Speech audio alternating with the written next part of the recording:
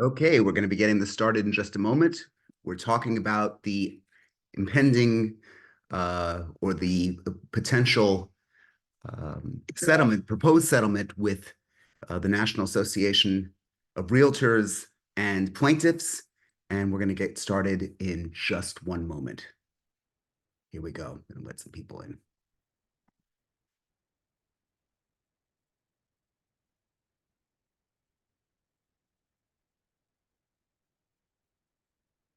Okay.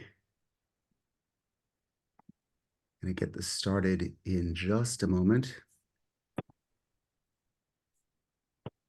Hey, everyone, and hello, newcomers.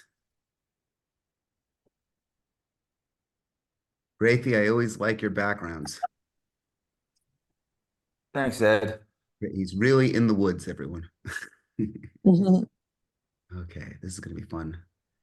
Nadia, welcome. Liz, nice to meet you. Good to see everybody. Corey, Good morning. good morning. Okay. So we'll give everyone just a couple minutes here and we'll get everybody in. I think this is kind of a hot topic these days. For those of you who are new to Rain Nation, I'm going to say this a couple of times. This meeting is being recorded and we are not giving anyone legal advice ever. So I want to be very, very clear about that this is merely a discussion among professionals and not a legal forum where you need to act upon the advice that we give. In fact, that's exactly the opposite of what we're doing here. We want you to learn, discuss, collaborate, uh, meet new people, make some friends, that type of thing. Hey, gotta love it. And hopefully exchange leads and be able to get some ideas. We got some major changes happening. And as a result, that's what we really do try and stay on top of here at Rain Nation. I am, again, for those of you who don't know me, Edmund Bogen. I'm a realtor in Boca Raton, Florida, and I lead a small team. We're with Douglas Elliman Real Estate. And what I'm really trying to do in all these forums, this forum, which I started about 8 or 9 years ago, is help you make money. Really come up with the thing. There's some great forums out there that talk about realtor safety, and that's great. There's some forums out there that talk about staging or different aspects of the business, and all of that's great. It's just not what I do. What we do here is really talk about all the tools that are coming out and made available to help the realtor make more money. In this case, a lot of you are having an existential crisis. At least that's certainly the message that I'm getting from everyone. Just to kick this off, I'd like to hear from anyone. And again, it's always tough when I throw this out there because nobody wants to be first. Who wants to share their insights on what is going on with their business, or who actually looks at themselves as a selling agent and may be a little bit concerned about what's going on with the proposed NAR settlement? And I know that, again, that's a real tough one. Okay, so let's see. Oh, that's no one. Everyone feels fine. It's an open forum. Go on, guys. I'm fine talking about it. So I'm in the Tampa Bay area. Lindsay. Okay, Lindsay, great. Yeah. Lindsay in Tampa Bay, welcome. So you're in what brokerage are you with, or it's your own? I'm my own brokerage, Dykus Harrison Realty. Yeah. Terrific. So yeah, I feel like it's premature to make any statements of what we're doing brokerage wise or realtor wise. I think there's a lot of fear out there, but with reading what the proposed settlement will be, I think keeping with the message, the one change that we know that's happening or supposedly happening will be in the MLS, and that field will be gone from the MLS, showing the cooperative commission. My plan is to continue business as usual without that field in the MLS.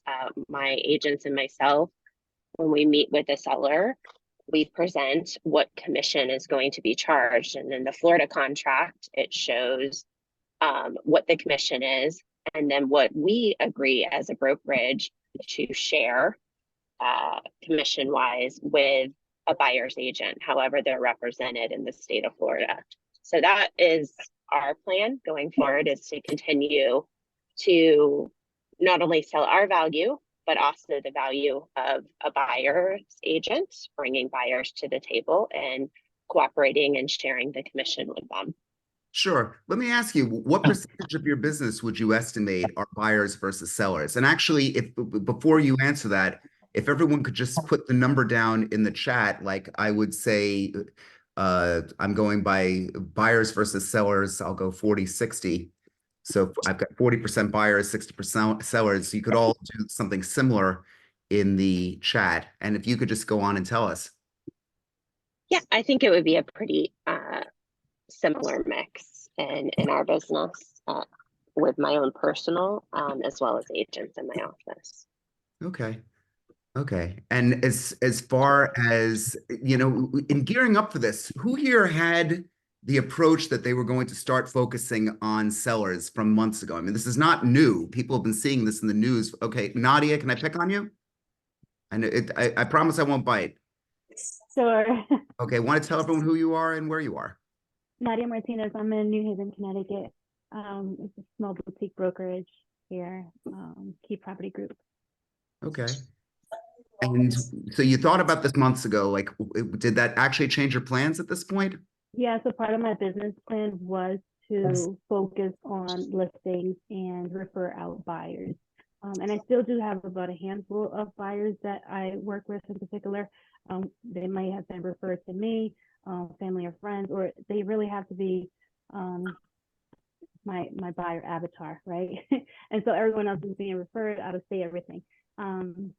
And so, yeah, Hello? so really, I set out a plan I'm on to Zoom and I put can't my talk. pillars in motion to which kind of avenues am I going to explore and be more proactive at getting listings versus working with buyers.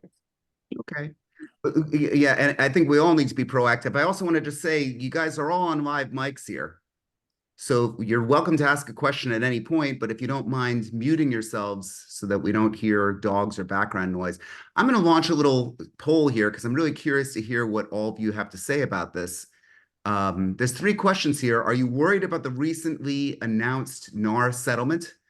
And you should be seeing that on your screen. The first answer is I can't sleep. The second one is a little nervous. The next one is slightly nervous. The next one is indifferent.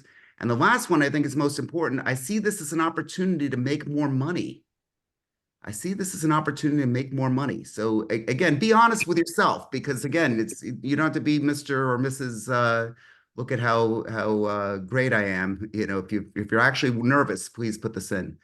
Are you planning to buy more buyer leads from companies like Zillow? And that's the second question. So again, and I'm not saying Zillow, I'm saying companies like Zillow or similar. And the last question is, do you think the number of realtors will drop? And this is, of course, multiple choice. It's yes by 10% or no, yes by 10%, yes by 30%, or yes by yes by greater than 50%. We're going to give everyone just another moment to answer that. Then I will end the poll and share the results with all of you because I think it's quite interesting. Then again, we'll get more into this. Okay, 5, 4, 3, 2, 1. There we go. And we'll share the results. So let's take a look at what we got here. Are you worried about the recently announced NARs? Well, good news. All of you could sleep. 4 of you are a little nervous. 7 of you are slightly nervous. 7 of you are indifferent. And 33% of you think it's an opportunity to make more money. Who wants to share their ideas on that? You know, I'm going to take this out there. Who of the 9 people who said that they think they can make more money? Just shout it out here. Who are you? Hey, Ed, this is Rick. Yeah, I believe absolutely that this is going to like cull the herd as far as the number of agents that we have now versus what it's going to be when this all hits. And frankly, I think it's going to be more experienced agents that have some time in the business that are going to be more successful just because of that experience. So I believe though that there's absolutely going to be compression on our commissions. I do believe that, but that is what it is. So, but we have to really learn how to sell our value and what we do, especially for buyers. Obviously, it's going to be a little bit easier with sellers, I suppose, but with buyers, we definitely have to know how to tell them what we do for them. Sure. Okay. Very, very well said. Anyone else? Is it somewhere? Okay. Andrew Fishkin, please tell everyone who you are and where you are. Andrew Fishkind. I live in New York City and work at Douglas Elliman here. I'm licensed in Florida and still trying to figure out what that means. I used to work on Wall Street. I worked on Wall Street 28 years, and I lived through market structure change and commission change there. And what I watched happen then was that brokers that tried to hold on to the old structure while the market changed got stuck and ultimately got shut out. And people who embraced the changes were able to change with the market and move. So I'm paying attention, trying to figure out. I don't think it's clear to us what it means in New York. We don't have an MLS here in Manhattan. So we've got Rebney, and I think we're still trying to figure out what this all means. But I think that what I watched and lived through once before was that people who took the change and ran with it were out of the gate a lot faster than brokers who said, well, things will stay the same and didn't expect there to be many changes. So I know I don't know. I actually just sent out a newsletter that said, I know I don't know. But I think it's kind of just working in the new environment and not trying to fight to figure out how to keep the old environment is what's going to make opportunities. Great. And I want to use this opportunity again to reiterate, you're not getting legal advice from anyone here, and this is merely a forum of professionals talking about their opinions. Please, please make note of that. This is not Rain Nation, Ed Bogen, or anyone else on here giving advice. Okay. Thank you for that, Andrew. I'm going to move to the next question that was asked. And that was, are you planning to buy more leads from companies like Zillow? 96% of you said no. One of you said yes. Now, nobody wants to stand alone. And I got to tell you, there are contrarians in the market, in every market, that tend to make a fortune. So I'm not the one that's going to throw a cow at you. Maybe there's something that you know. Maybe there's going to be a much cheaper market share. Is the person who bought them, who wants to buy them, brave enough to talk to us here? Maybe. I won't bite. If anyone mocks you, I'm going to throw them out of the meeting. No? Okay. Maybe. It was hi Ed. Who is How it? are you? It's Hey. Karen. Hey, Hi. Karen. Okay, good. I'm in Wilmington, Delaware. Great. And I work with a lot of buyers, and I know my worth. I mean, I get them homes, and I think that it would be worth paying a buyer's agent if the commission isn't on the other side when I can get a house for them. And I think, you know, there are going to be a lot of buyers out there that aren't going to know what's going on, and I'd be happy to show them the way. And I think that it's worth them paying me. Good. And were you the one that said that you were going to? You were. Yeah. Good. Listen, but again, that's a legitimate answer. Nobody really knows what it is. I will tell you this, in a marketplace when there's far less buyers, remember, you're only 4%. If that's indicative of what's going on in the market, what's going to happen with the price of the buyers, guys? It's going to go way down, right? I mean, at least that's what one would see. Now, we don't know where this whole thing's going to play out. Again, to me, it's not my business plan. It's one that I am skeptical about, but I respect the fact that you're thinking that through. So, you know, we'll have to see. We've got Livette. Livette, how are you? I'm great. How about yourself? Fantastic. So I just want to who say you are and where you are. Lavette Bell, Norfolk, Virginia. Okay. And I wanted to say, I don't traditionally go after buyers. I actually don't like working with them. I don't turn them away if they come to me. But what I wanted to say is, if we learn one thing from the seller's market is the buyers can come up with that cash if they have to. So if I was a buyer's agent, I definitely wouldn't be scared of asking a buyer to pay my commission. Because we know that, you know, time has, this market has proven that when they can get creative when they need to come up with the cash. So you just have to know your value, and you can't be afraid to have that conversation. Sure. Well, certainly fear is worse than the cure. I will agree to that. I don't know if all the buyers could come up with the cash, even on the highest end, but if that's your experience in your marketplace, then cool. I think that's great. What about the notion? Okay, and we're getting a bunch of questions here, but Livette, can I pick on you a little more? Sure. Okay, it's a gentle pick on. I'm not going to be mean. Okay. Yeah, what I want to know from you is, what about the notion that some are saying, and I don't know if this is law yet, that's where we're all confused here, that the buyer has to pay you from fees that aren't necessarily in the closing. In other words, it's not a mortgaged fee. That's something that people have been talking about. Again, I don't necessarily believe them. That might not be the case. But I'm understanding that, today, if you get a home, you buy $1 million home or a $500,000 home or whatever it is, you get your mortgage and all the fees are paid out of that, including the broker's commission. Now you got to dig into your pocket and pull out 3%, 2%. Do you think that's going to be an issue at all? Well, in my market, like I said, when we were at the height of the seller's market, I don't know how they were coming up with the cash. They were. And I remember from my Yellow Page days when I used to sell Yellow Pages advertisement, they would always tell us, don't spend from, like, don't judge people. You never know what they have. I remember my very first client, when he walked into the office, no one wanted to help him. He smelled badly. He looked badly. He looked like he hadn't taken a shower in just forever. He looked like he crawled out of a cave. And you know how they tell us don't discriminate. You have to ask them if they're going to be paying with cash or a loan. So I asked him that question. He says, I'm going to be paying with cash. And I looked at him. I tried to act like I wasn't stunned, but I really was. And I said, okay, do you have a bank statement? I need to see proof of funds. He goes, oh, it's at the house. I just got to get it at the house. You have over $70,000 just laying around the house. So they have it. This man, he we did recycling, picked up cans and stuff for a living. I mean, he was filthy. I had to drive him to closing. I had to on the way to closing. But he was the sweetest man. He stunk so bad though. All the way I could remember, it was so cold here that day, and I drove him, and I had the windows down all the way. Oh my God! Did anyone? He was the sweetest man. I have to interrupt and say, Livette, you are a saint. You are a saint. You really are. Did anyone ever see my big fat Greek wedding? With the oh, it was a Windex. No, it was Windex. We need the other air freshener or something. Well, that was great. You brought a little humor to the morning. Eitan Benzeno, my good friend in Lisbon, Portugal. Hey. Hi, how you doing? Good to see you. So what were you going to share? Or you had your hand up for a second. I believe that due to the settlement, they are no longer going to allow you to post a commission for the buyer. Is that true?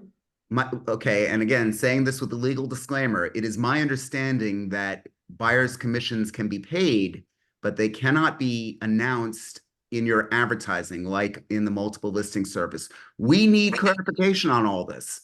So right now, when I put a listing, I put a portion of my commission that will go to a transaction broker, a regular agent, and a non-associated agent or something like that. So I believe that whole section is going to be removed from the MLS. Is that true? That's my current understanding. And again, Dina's getting really excited. Could I bring Dina in on this question, Eitan? It's not that I'm really excited because I don't have the knowledge of that, but from what I've seen, they're going to remove that section. But like Lindsay was saying that she's still going to put it in her listing. But to me, the biggest factor is if the buyer's commission can be rolled into a mortgage or rolled into the closing costs, because if it cannot, it will be brutal trying to get that payment from buyers. I don't think buyers, even if, as Livette said, people have more money than you think that they do, or they have it. Good luck. I mean, we're going to bring lawsuits against our buyers when they're not paying us, having to get, what is it called? When chasing after people for payment, you don't get paid at closing. I think it could be brutal. That's what I think, if it's not rolled into the closing. Okay, it's a valid opinion. If it is rolled into the closing, you can sort of continue business as usual because they don't feel it quite as much. And to be clear, I've heard mixed reactions to this. I've heard some people say that it can. I've heard other people say that it can't. And we are not giving legal advice. I hope I made that pretty clear. We're going to get Linda, then we're going to get Corey. Linda, how are you? Linda O'Connor. But by the way, the National hold on, Eitan. Linda O'Connor. Hi, good morning, Linda O'Connor, Elliman, New York on Long Island. So again, no legal advice, as Edmund has already echoed, but if the seller is not offering a commission, then it would be incorporated in your offer sheet, whereby it's either before or after whatever their maximum offer is on that property, as well as being put in the contract that are drafted by the attorneys. So New York is an attorney state. So with regard to any faux pas at the closing table, there should be none, because it's going to be very clear and defined before you get to that point. Okay. That's how all of this is done in, let's just say, the commercial world. It's all incorporated within that contract. So if it's $1 million house, you're going to offer, I don't know, whatever, $1,020,000 if it's a 2% commission, or 4%, or depending on where you reside and what's customary, quote unquote, for your geographical area. Okay. Thank you for that. We're going to take Corey, then we're going to get back to Eitan. Eitan, I love you. I'm not going to beat up on you too much. And then after that, we'll get to Nadia. But Corey, hi, where are you? Hi, Corey Guglielmo, Long Island. I actually work with Linda, and she actually just sharing what we are accustomed to here in New York, which is a attorney state, as she mentioned. So if a buyer's commission is not being offered by the seller, then exactly what she said, we would put it in on top of our offer for the home, and it would come out of closing costs. Wow. So coming out of their mortgage, they can roll it in. Okay. Before I get to Eitan, the last thing I wanted to read here was, do you think the number of realtors will drop? Interestingly enough, most people said there was nobody that said no. 36% of you said yes by 10%. 54% of you think it's going to drop by number 14. 14 of you said 54%. And greater than 50%, there were 3 of you. I'm going to unpack that question in a little bit, but I do want to give everyone the chance to speak here. Eitan, go right ahead. So the commission is going to be negotiated with the buyer before the sale. That's what we've always done. That's our understanding. Well, I never negotiated a commission with the buyer. Corey, you're trying to chime in on this? No, not really chime in, but to Eitan's point, 9 out of 10 homes that are for sale here on the island currently offer a compensation, for the buyer's agent or broker's agent, or even the selling agent. But going forward, I have started to see where it is a buyer's, they're offering 0. So it is a conversation I've started to have with my customers before we go see the house, that this particular homeowner is not offering a commission for, my services. If you would like to continue to see the house for this home, we can sign a buyer's agent agreement. And we can, roll it in to your closing costs if you don't have it readily available, or, and we can make it on a deal by deal or home by home basis, is how I've started to maneuver around this market. Okay. So, but what if do they ever just say, well, why do I need you? Why don't I just go see it by myself? Because they already have the address, basically, or you don't give them the address. I always share, but I'm the one sharing with them. And, my goal is not just to find you a house. My goal is to get you from contract to closing with the least amount of hiccups. And with the support of Douglas Elliman behind me, depending upon, where we are, I show them the value Douglas Elliman offers, and our title services and everything else that we offer to help them get from contract to closing, not just finding a house. Got it. We got Corey R. Am I saying that right? Corey R, Kori? Yeah, also Corey. Oh, also, okay. Also Corey. Corey, just before you go, want to tell everyone who you are and where you are? So I'm in Florida, Central Florida, Kissimmee, actually. Kissimmee. And I am like a cock in the hen house. I'm a mortgage lender. I'm a broker. Mm-hmm. So I wanted to see how this is affecting everything on y'all's end. And on our end, or on my end specifically, we're being told, like, we can't just bring it into the loan. It can be worked into the loan, of course, as long as appraisals come through and everything works out. But on the realtor side, it's really going to be up to them giving the good enough value proposition that the person feels it worth it to, you know, finance their fee. But as a broker, yeah, we are able to go ahead and bring it into all the fees and, you know, finance it for them, as long as everything else works out number wise. Okay, you sure about that? Yeah. The rules Here in haven't been Florida. rolled out yet. So again, I'm putting my disclaimer in there because we need to really, you know. Well, just that's what I'm being told and trained on. Thank you. Nothing has been Is set that in like, stone. That's the thing. I want to keep you safe. Again, guys, I'm trying to get to everyone in an orderly fashion. Linda, go ahead. This is ridiculous. This is something that we've actually had to come into play and done this. Say that again, Then Linda. what the heck? Is Linda speaking right now? Linda O'Connor, you've got your hand up. Are you speaking? Okay. No, yes. So back to kind of two comments before with regard to, do you give the buyers the address, etc. Back to really Corey's comment and response. I think it's really critical in this market or what's happening that you have to share with your buyers your worth. You should have an arsenal of professionals that are going to be provided to them to get them through the whole process. It's not just showing a house, it's the attorneys, the home inspector, the appraiser, knowing the neighborhood, knowing if they need a contractor, a painter, all of the above, and being in the conversation with all those folks, the mortgage lenders, because at the end of the day, you're doing all the work. So whether or not the seller is offering the buyer's agent or not, nobody works for free. Sure. Attorneys, medical people. I mean, that's just really my opinion. I don't think it should be. I'm hopeful it's not going to be this whole dramatic change because everyone's our most valuable commodity is time, and nobody works for free. So getting paid is one of my 3 favorite things, and I will tell you exactly. Yeah. And the buyer's agent, in my opinion, does more than the listings of the cash cow, right? Yeah. You've got all the folks coming to you, whether they're agents, not really often here on their own, but it's the buyer's agent that does 1,000 things behind the scenes to get that couple or person to the closing table.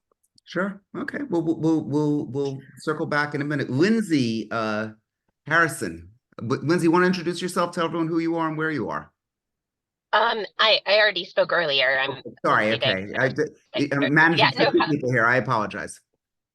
I just wanted to, I wanted to pose the question, and I wonder how many people currently do a buyer broker agreement, because I think with the new changes, and as I said before, it's going to be constantly changing and fluid, and probably important to have these conversations more often, because I think everyone's going to be figuring out what to do going forward. How many people already do that, and it's part of their business plan or part of their brokerage requirements that they sign agreements? I'm just curious to hear that. And then I did want to say it's going to really come down to presentation. And when you're meeting with your seller and you're presenting the value of not only your service, but the value of a buyer's agent's service as well. And keeping that in mind when you're going out to get big, because it's only going to help you in the future if you have buyer's agents bringing buyers to your listing to get it sold. So that's just my opinion on it, but I would be curious to know how many people, because what I've read, it will be a requirement to have agreements signed. So I wanted to know how many people already implement that. Well, we don't. Well, some people on my team might, but personally I don't, because I'm trying to be supremely focused on A, listings, and B, buyers that I know are real that are really committed to me. Now, I've been screwed before, just like everyone else, and let's face it. But I think the relationship is really the key point here, at least for that. We've been feeling almost by asking a friend to sign it. I've heard a lot of brokers or realtors say to me, well, I've known the guy a long time. I don't want to do that. With me, Deanna and I are working on a deal now with a buyer who's done 2 deals with me, and if we get him this house, we'll do 2 more with them, and we're very good friends. And when it's law, it's going to be a lot easier, I think, to ask for him to. Well, by law, they're going to have to at that point. But I've been avoiding it just for that reason, because again, it's much more of a relationship-based business. I'm going to get to Rick and Corey G in a moment. I want Daniel, if you could put your email address in there, that's great. Daniel is our producer. He works very hard at running this group. We're going to have a meeting on Friday. Now, some of you for those of you who are members, we just launched RainNation.com. Daniel, if you could put that into the chat as well. We have a limited time that you need to subscribe today to get a limited time to try it for free. And we're going to want you to come in, join us, try it, see what it's all about. We are an incredibly affordable alternative to coaching. And with all these coaches that are out there, we could even discuss that. I don't know what the heck they're going to do. We're offering 6 meetings a month. We have all sorts of other stuff. And if you need to, if you are a member here, we'd love to have you come on Friday where we could discuss the guts of what we're doing on the website. It's not yet ready for prime time. Eitan, my good friend in Portugal, is working really hard at getting this whole thing together, but we are trying to onboard everyone and teach them just what we're doing with this. And we're going to put many, many more meetings like this if you can't make it to that one. Also, I do like to run the balance for people who are in various time zones. The Californians get a little bit tired of getting up so early for this meeting. And, now that my daughter lives in California, I kind of like to be nice to the Californians. Eitan, did you have a question before I get to Rick? It's either yes or no. He can't find the button. He's looking around. No, no. What? You don't have a question. Okay. No. Rick. All right, a couple things. Corey mentioned she's a mortgage loan originator. I actually also am too, but I'm also a real estate broker owner. So I wear 2 hats, and I will say that what she said is not right on target as far as the mortgage industry. Few things there. One, as far as rolling those into the settlement cost, that's a possibility, but some lenders are going to have to change some of their rules. But the other piece too has to do with the VA and FHA loans. Okay, because right now they're very strict on that. And again, I think those various industries, if you will change and adapt because of what's going on here, but it's not an absolute right now. So that's another issue that we have to be aware of. And again, of course, it comes back to appraisal. If you can think if you're doing something where there's going to be a total of, I don't know, $60,000 worth of commissions, and you're throwing that onto the value of the home. And so there's some issues there potentially relative to that. So that's what I got. Okay. Always that little nugget of information out of you, Rick. I appreciate it. Thank you very much. And we got Corey G. Hi. Corey's chatty today too. I am chatty. Sorry. No. Oh, no. I meant that as a total compliment, by the way. Thanks. No, I take it that way. I love you. I hope so. Okay. Going back to something that actually Lindsay did say. So again, because we are a attorney state and the way Douglas Elliman's contracts are laid out, not contracts, sorry, our listing paperwork. When we discuss compensation with a seller, the conversation, again, this is how I handle it. The compensation is a whole. And, whether it's 2%, 5%, my compensation is 5%. Of that 5%, if you, Mr. Seller, would like to break that down and offer, something to a buyer's agent, something to a broker's agent, this is a benefit to you because the more exposure your home has, the more chance you'll be able to sell it for a higher value. So for us, it's always been that same conversation. Right now, nothing's changed from my end because we're offering or showing the value of them offering out. But the change in the law is the disclosure part and the fact that I'm not designating what's being paid out. It's the seller that has the choice of what's being paid out. And that's what part of this, lawsuit was all about, is the disclosure of who works for who and who has the say of that compensation. So again, in Long Island, it's a conversation we've always had. The total compensation is 5%. as, you know, what we typically offer out, and this is why to get your home sold is the more exposure. Those conversations have been working, and I hope that, you know, nothing else changes, where we can continue to have those conversations and show that value to the seller. Okay. And okay. No, I mean, all this, you know, does this, Corey, I'm curious, is this going to mean a lot more money for the attorneys? No, I don't think so. The attorneys have their flat fees that they've charged. What may change for their for their fees right now is the change in New York, which I think we are the last state, is the property condition disclosure statement change that went into effect today. So we had in New York the capability of offering a $500 credit at closing, where the seller does not have to disclose, yes, I know my roof leaks, yes, I know I'm in a flood zone, yes, blah, blah, blah. They were always able to not fill that form out and provide $500 credit at closing. Now, in the state of New York, effective today, they must fill out a 57 questionnaire document. And that is something you need to do with your attorney. So I think in that aspect, the attorney fees will change. Got it. Okay. Thank you for that. Well, so let me just take some of the things that are going into the chat here. What did somebody put a monster thing? Oh no, what is this here? Sorry, guys.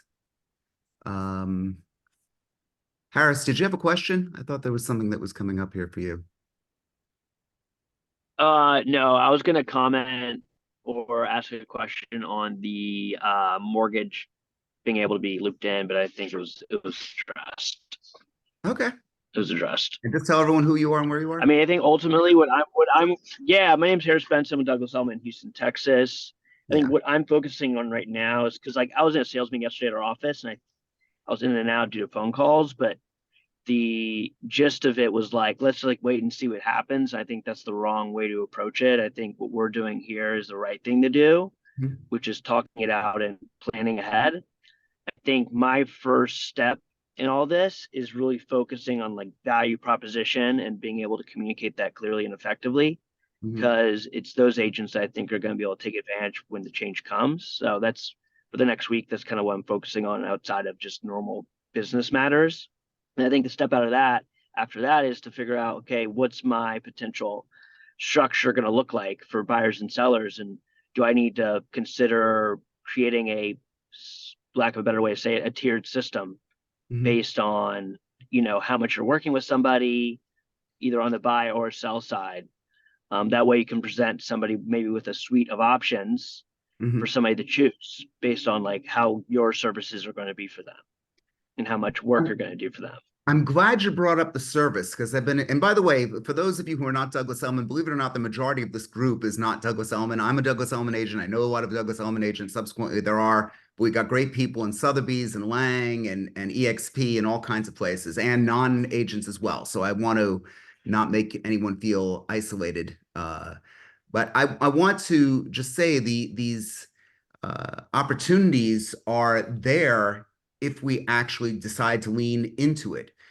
All the comments that I've heard from agents, not necessarily here, but anywhere, about this whole commission matter, any commission matter for years, is how do I protect the commission? Very, very few people are talking about the level of service that they're actually providing. And what Harris just said, I thought was very interesting, because to me, you know, if sellers have been used to paying a 6% commission that was theoretically going to be split between you and the other agent, is it possible you could get 4 or 5%? They perceive that as a discount, and you provide that much more service to them. If the new norm is going to be that's what's going to be happening. And again, we don't know for sure what will take place, but that's where I'm wondering, is there a money-making opportunity to actually do better? So I throw that out to anyone here if they think or to work more efficiently, or to work more efficiently,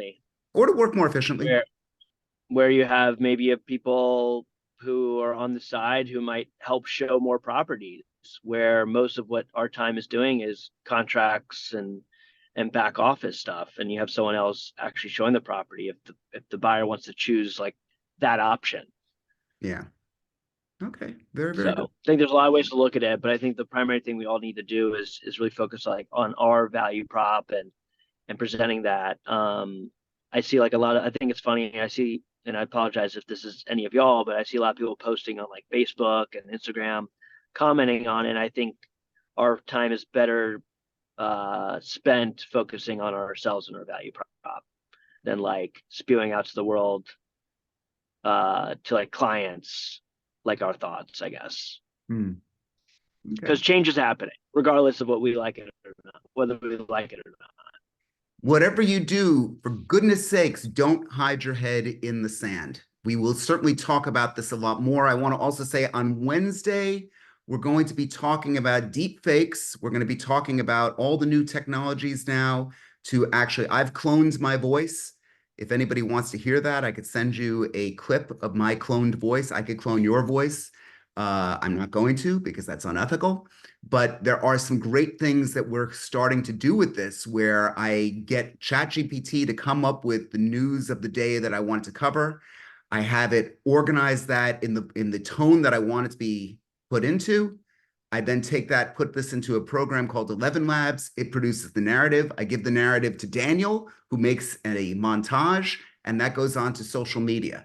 There's no reason why all of you can't start replicating this type of stuff. We need to continue to focus on what you're going to do to extend yourself, to build more business. And this is just one tool that's going to be next Wednesday at 9 a.m. And again, I'd love to have you join. And as far as how the functionality of the website goes, we've got this at 12 o'clock on Friday. It's going to be a really interesting meeting, guys, because we really are putting a tremendous amount of resources into all of you to both communicate with other agents, share resources like closing sheets and for sale by owner pitches and all kinds of tidbits of advice. There's a WhatsApp group that members get. There's just an awful lot. So if you'd like to participate and learn more, definitely take advantage of our free trial. I'd love to do that. I'd love to have you do that. Who else? Who else has got any comments here? I was just going to say that I think that going forward, our main focus is going to be how we present that buyer consultation to incorporate our value. One of the things that I got from a Zoom call that I joined a couple of days ago was that one of the things that came from this was that as listing agents, we will have to have a seller provide in writing if they agree or do not agree to pay a cooperating broker. So not only on the buy side do we have to present new information to the buyers as to how we get paid and educate them, we also need to educate the seller and let them know, like someone else had mentioned, the benefit of them cooperating, but there will be something in writing going forward. And I'm not sure if that's going to be included in the MLS documents as well. Okay. Anybody else? Thank you, Rick. I'm glad that you got I'm glad that you. I have a thought. On something else. Last thought from Harris, then we're going to get to wants, needs, and brags. Sorry. And then you're going to hear Terry sing. So go ahead. So in Texas, I mean, this is just something that popped in my head. In Texas, outside the commission, a seller can offer what's called a bonus to selling agent, a BTSA, which is typically not split by their broker.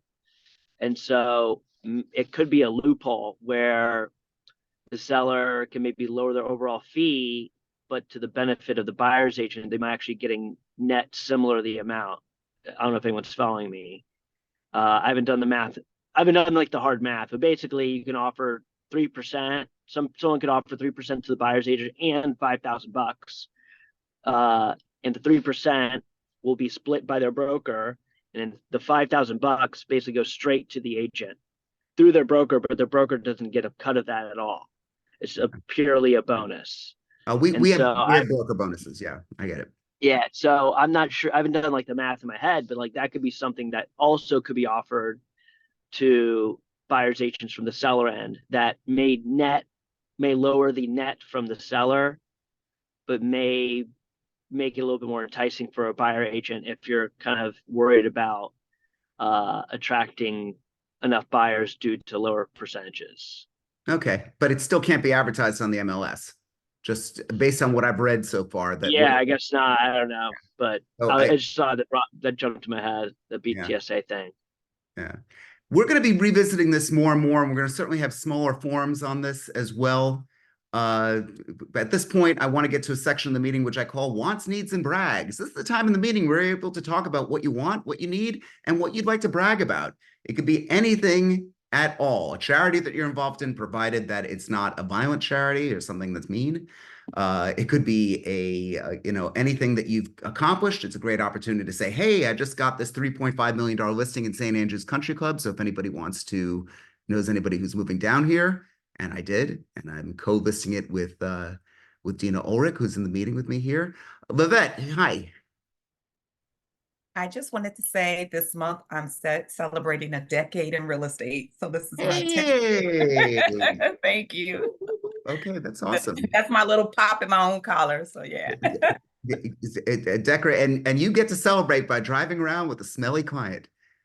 No? I love that client. You set yourself up for that one. I'm sorry. I had to get in there with that. Anyone else wants, needs, or brags? Okay, we got a dog in the meeting here. That's great. Dogs are always allowed. Anyone? Okay. Look, guys, this was a good meeting. I think there's a lot of people that are very nervous out here. For those clients that are coaching clients and meeting one-on-one, please make sure that we're scheduled. I definitely want to get together and talk about this. For those of you who want to learn more, again, we put this up a couple times to give you a free trial of Rain Nation. We really hope that you take advantage of that. And with that said, is my Brooklyn friend here? Oh, yeah. Oh, yeah. Well, it comes to the time in the meeting where I really love to say, it sure is great seeing all of you today. It was a lot of fun having you. And I look forward to seeing you hopefully on Friday, 12 noon Eastern Standard Time for another exciting episode of Rain Nation. Mazel Tov. I love that. Okay, guys, good to see everyone today. And Eitan, I'm giving you a buzz. And guys, take care. Good to see everyone. Bye-bye. Thank you.